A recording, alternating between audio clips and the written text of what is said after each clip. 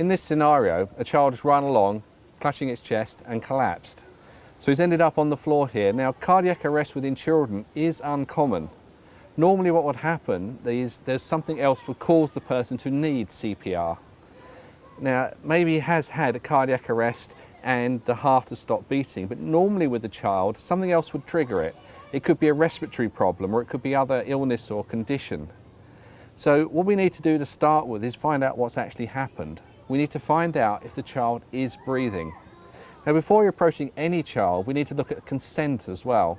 If there's somebody there, then we need to ask maybe a parent or a guardian or a teacher, can I help your child? If not, we can also talk to the child himself. So the whole time, because it may be the heart has not stopped beating. It may be he can still hear us. So what we want to do is talk to him the whole time. Introduce yourself so we can find out what's actually happened. So as you're approaching, we would say, hello, my name's Keith. I'm a first aider. May I help you? And if you know his name, you can refer to him by name. It may well be people you're looking after. You don't know their name. Once you've done the initial introduction, then give them a little tap on the collarbone. Are you okay?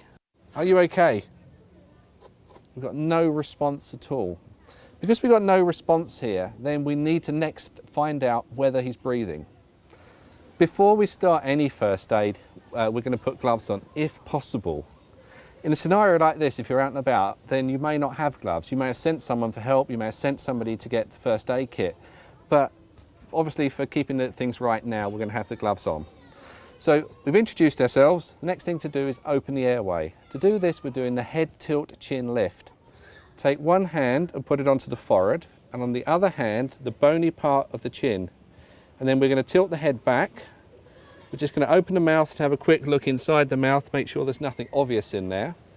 And then we're going to put our ear down and we're going to look, listen and feel for signs of breathing for up to 10 seconds. So 1, 2, 9, 10.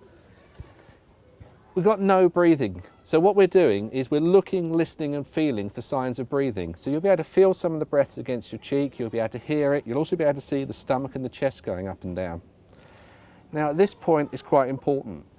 If we're on our own, we're dealing with a child, they're not breathing, we must do 1 minute of CPR and then go for help. So obviously we've called for help. If there's nobody else about or no one's come back for your, as a response to your shout for help, we must do 1 minute of CPR and then go for help.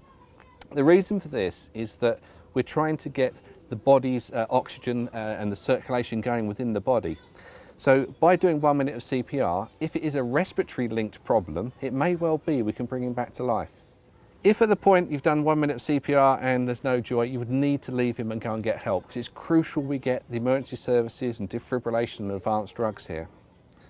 So for this scenario, we found out he's not breathing. So what we're going to do now is we're going to switch over to a mannequin and we're going to show exactly how we deliver the breaths and the compressions.